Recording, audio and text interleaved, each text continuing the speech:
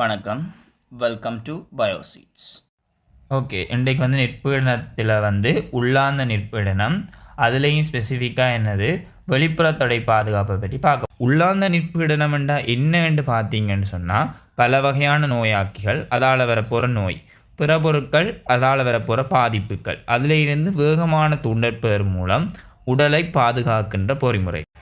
குறிப்பிலக்கற்ற நெற்பீடனம் வந்து பிற பொருட்களுக்கண்டு குறிப்பான துலங்கல்களை கொண்டிருக்காது. அதாவது ஒரு நோயாக்கிக்கு தான் ஸ்பெசிஃபிக்னு கிடையாது, எல்லாருக்குமே ஒரே மாதிரியான ரியாக்ஷனை தான் காட்டும். அப்போ என்ன செய்யும், உடனடியாக மற்றும் பொதுவான பாதுகாப்பு ஏன் எல்லாருக்கும் ஒரே மாதிரி தானே, அப்போ டக்குன்னு வேறு. அடுத்த விஷயம் வந்து இப்படி இருக்க போகிறபடியாக என்னது, இது சிம்பிளான ஒரு மெக்கானிசம், ஆனபடியாக முள்ளந்தண்டுளிகள்லையும் இருக்குது, முள்ளந்தண்டீலிகள்லையும் இருக்குது.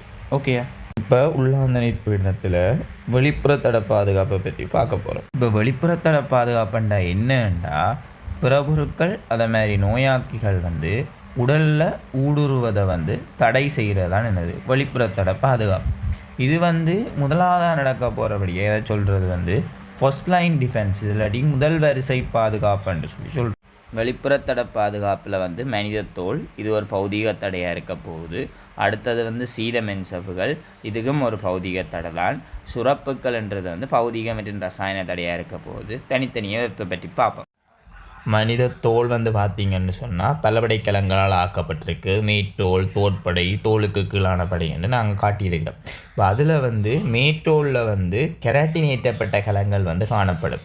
இந்த கெராட்டினேற்றப்பட்ட கலங்கள் வந்து என்ன செய்யும்னு சொன்னால், எங்களை நோயாக்கிகள் அந்த மாதிரி பிற பொருட்கள் வந்து ஊடுருவதை வந்து தடுக்கும். நோயாக்கிகளில் வந்து என்ன இருக்கான்னா கெராட்டினேஸ் என்று சொல்லப்படுற என்சைம் வந்து இருக்காதபடியாக அது வந்து ஊடுருவ முடியாது. அடுத்தது வந்து என்னது, குளிக்கேக்க வந்து இந்த மேட்டோல் கிழங்கள் அகற்றப்படுறதால வந்து நோயாக்கிகளோ பிற பொருட்களோ வந்து என்ன செய்ய போகுது, உடலில் இருந்து அகற்றப்பட போகுது. ஓகே, அடுத்த வீடியோவில் வந்து சீத மின்சவ்வுகளையும் சீத சுரப்புகளையும் பற்றி பார்ப்போம். தேங்க்யூ ஃபார் வாட்சிங்.